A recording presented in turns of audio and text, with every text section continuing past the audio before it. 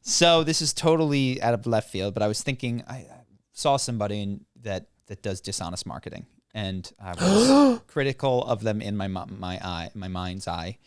And then I thought about what we're doing and if there's anything that's like that. And so there's a handful of areas that I wanted to ask, and I'm curious what the audience thinks.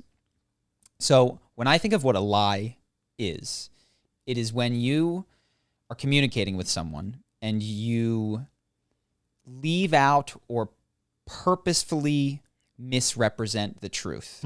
What that requires, though, is an understanding of their understanding of the world.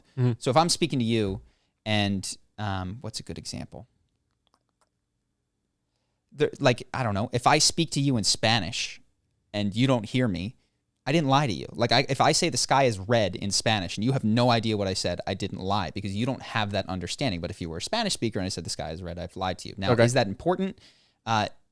It matters even more if it's a meaningful thing. So if there's some reason where you're going to place a bet on the color of the sky, and I tell you that the sky is red, and you then go and lose a significant amount of money, that is an even more grievous thing. That's my perspective. So is it meaningful? Is it important to that person? Are you taking their worldview into account? And are you representing an untruth? Because we're always not fully representing the truth because language is constrained. So that's how I try to Till the Neuralink, at which point it's just all. So one of the questions that I have is, how do you deal with communicating to mass audiences? This is one of the things that I struggle with on the podcast, which is there's somebody out there that when I'm communicating, we're on the level. They get me entirely. I think you're mostly there. And then there's other people that have such different understandings of the world that they could misunderstand the literal words that I'm saying in such a way that it comes across as a lie. And I think sure. Sometimes some of our audience English isn't their first language. You had a video on Elon Musk where you said Elon Musk was gifted. And there was a comment saying, how dare you say that Elon Musk is gifted? He worked so hard for everything. No one gifted him anything. Oh, really? Yeah, swear to God. So I would consider, yeah. And so that's literally you're just misunderstanding the words I'm saying. And I think that. And so for that, I wouldn't put that on myself. But if I knew that person didn't understand, this is the question that I have, is if I were speaking to that person and I understood that they didn't have the same vocabulary as me, and I purposely swapped out a word to give them a misrepresentation of reality that wound up harming them, and then when they pointed out, I said, Well, so this is in the video that's coming out, that's the worst Shark Tank pitch ever. Someone says they use purposely confusing languages. So they say, in this pamphlet, we have 21 clinical trials. And the sharks interpret that as him trying to say they are his trials. Yes. But they are not his trials. They're trials he has in a pamphlet, but the interpretation is that he's trying to pass them off as his own. He's trying to make the product seem better. He also says, there was an experiment that we based our first study on. And so it makes it, what's our study if it's not our experiment? Which is just to say that... You're giving better examples than I was. This guy knows that he is using literally true language to convey an incorrect impression, which is important to the sharks. The ultimate example would be Bill Clinton sexual relations. Yes, there you go. So this guy in the Shark Tank pitch, Bill Clinton in the sexual relations, what they're saying is literally true if you lawyer the words, but purposefully meant to give a untrue impression that the clinical trials are theirs, or that he never hooked up with. What he said is, there is no sexual relationship with Miss Lewinsky. And what that meant is a present tense verb. Right. And we are currently not in a sexual relationship.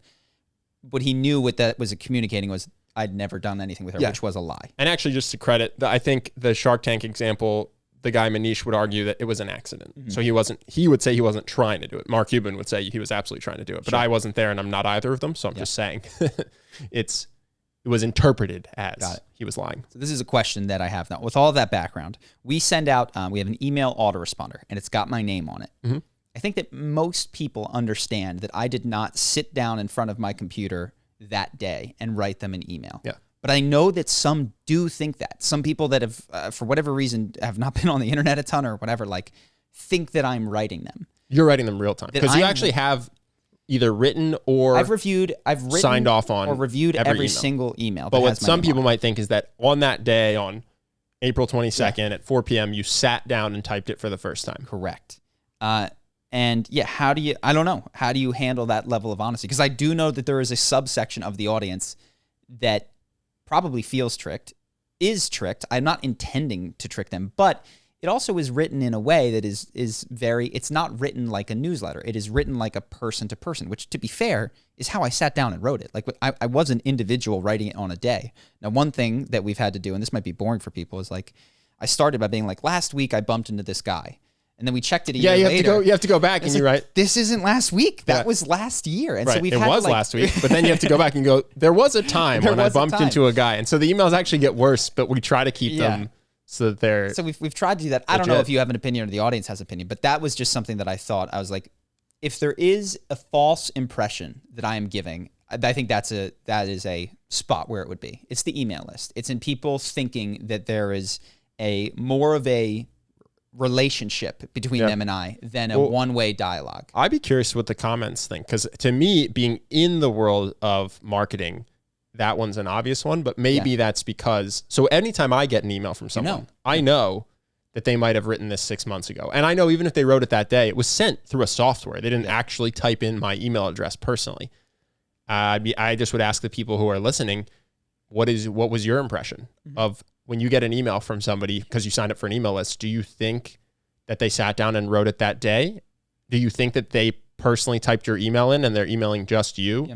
I had assumed not. I had assumed that people know that that's not the case, but I would be curious. Well, here's the question. I know that there's one. I know that there's many who don't. And not that a percentage is going to be easy to find, but what's the percentage at which you hit a tipping point? Which you go, look, 35% of the people think that you're talking to them. You know what I mean? Like they think they. Well, I really just want to outsource this to people that aren't us, because this is a question I would love. Write in a comment, or at least like a comment that you agree with, so we can get a sense for if this is 95% of people know, 45% of people know. I would have guessed it was quite a high percentage, but I could be totally wrong. Yep. Cool. Hope that you guys enjoyed that clip. If you want to see more like this and have us do more podcasts, we are 100% funded by our generous patrons. And if you'd like to contribute, there's a link in the description, and we'll have one pop up on the screen right here so that we can do more podcasts where we have fun conversations and hopefully some deep ones like this. Either way, hope that you enjoyed the video, and I will see you in the next one.